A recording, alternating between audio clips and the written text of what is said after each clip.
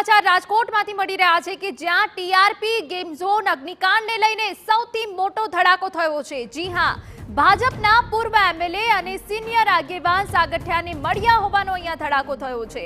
રમેશ રૂપાપરા અને ward number 1ના corporator Hiren ખીમાણીયા મળ્યા હોવાનો ધડાકો થયો છે। બંને નેતાઓ સાગઠિયાને ક્રાઇમ બ્રાન્ચની કસ્ટડીમાં મળ્યા હોવાનું અહીંયા સામે આવ્યું છે। સમાચાર એ પણ છે કે શું સાગઠિયા સાથે કોઈ સાંઠગાંઠ છે? શું રમેશ રૂપાપરાએ સાગઠિયાને ફોડવાની કોશિશ કરી?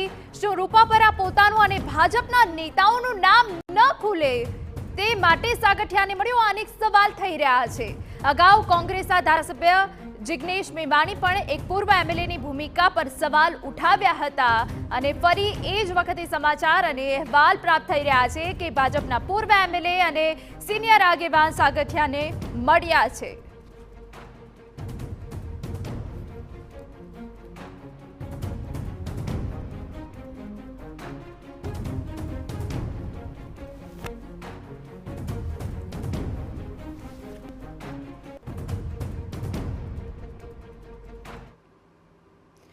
તો એક તરફ કે આ સાગઠિયા ઉપર સકંજો કસાયો છે એસીબીનો અને તે વચ્ચે આ મોટો ખુલાસો થયો છે, ત્યારે વધુ વિગતે વાત કરવા અમારા સંવાદદાતા મોહિત ભટ્ટ જોડાઈ ગયા છે।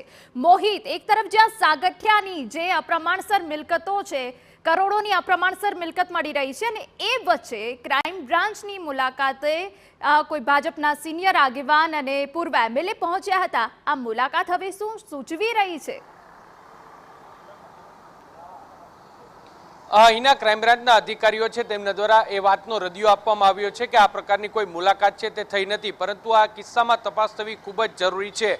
અગાઉ જે વડગામના ધારાસભ્ય જિગ્નેશ મેવાણી છે તેમના દ્વારા એક નિવેદન આપવામાં આવ્યું હતું અને તેમના દ્વારા કહેવામાં આવ્યું હતું કે પૂર્વ ધારાસભ્ય છે તેમના દ્વારા આ જે સાગઠિયા છે તેને ફોડવાનો પ્રયત્ન છે તે કરવામાં આવ્યો છે અને સાગઠિયા છે તે તેના જે આકાઓ અને ભાજપના આગેવાનો છે તેમનું નામ ન દે તે માટેની તેમને લાલચ છે તે આપવામાં આવી છે। જો તે ભાજપના આગેવાનોનું નામ ન આપે તો તેમને જલ્દીમાં જલ્દી આ કેસમાંથી મુક્ત કરી દેવામાં આવશે તેવી બાંહેધરી આપવામાં હોવાની વાત છે। આ ચર્ચાઓ છે તે શરૂ થઈ હતી।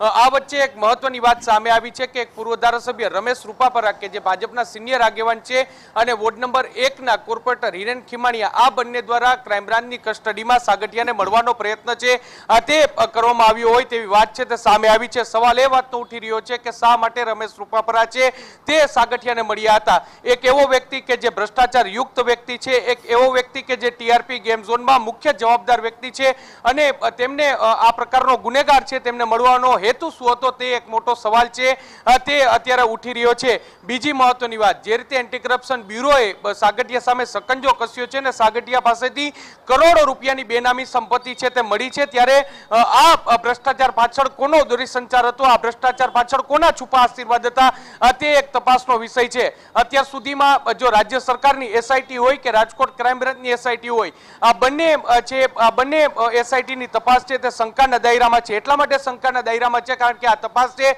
તે સાગઠિયા પૂરતી લિમિટ છે, પરંતુ સાગઠિયા પછી કોણ? આટલો મોટો ગેમ ઝોન છે છેલ્લા 4 વર્ષથી ધમધમી રહ્યો હતો, ત્યારે શું રાજકોટ મહાનગરપાલિકાના પદાધિકારીઓ કે ભાજપના નેતાઓને આ ગેમ ઝોનની ગંધ સુદ્ધા ન હતી?